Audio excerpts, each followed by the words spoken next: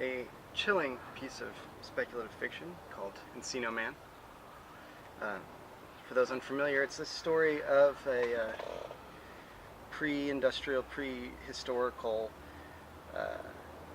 man from an egalitarian, anarchist, hunter-gatherer band, living in perfect harmony with nature, who is tragically frozen and brought to our consumerist, capitalist, evil, post-agrarian civilization, and is forced to assimilate by two high school students, thereby robbing him of his innocence. This is a scene in which a character named Stoney takes him to a food mart to teach him the eating habits of our horrible society. After school, Stoney took Link to the 7 Food Mart, which was run by two guys named Rajneesh and Kashmir.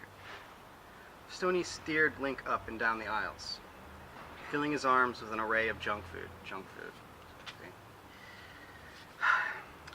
Rajneesh, dude, Stoney called up from him. How long for the burrito? 2 minutes, Rajneesh said.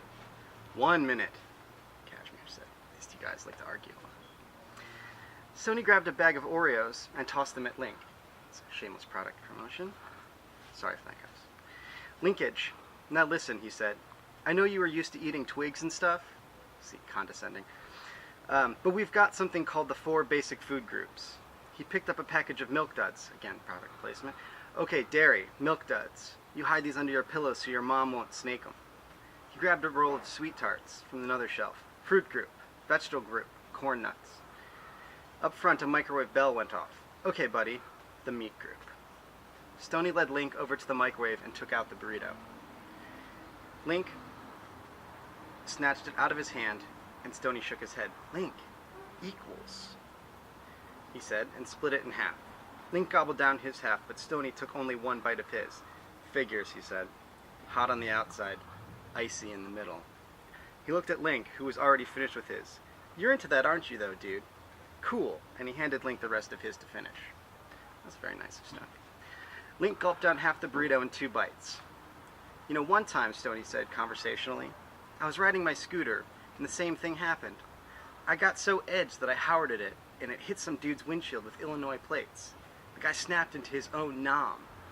What's this burrito on my windshield? It's smeared, and I'm just trying to make my way to Disneyland. Consumer culture. He stopped to wait for Link's reaction, but Link just stared at him, expressionless. He's somewhat like you. You're very much like Link. Well, Stoney said, I guess you had to be there. He went over to the icy machine, and Link followed him, opening packages and stuffing food into his mouth along the way. And for our beverage, the icy. Stoney stuck his hand under the ice machine and hit the button. Slushy goo slid into his open mouth. No, no, Rajneesh shouted. Stop! You cannot do this, Kashmir said, grabbing the food from Link and pushing Stoney aside. You must leave now. Now you must leave, please. Rajneesh, Kashmir, chill, buddies, Stoney said. We were just wheezing some juice for our trip to the mountain. They mean Magic Mountain, Six Flags Magic Mountain. Rajneesh shook his head firmly. No wheezing the juice. Link wandered over to the ice machine. Wheeze the juice, he said softly.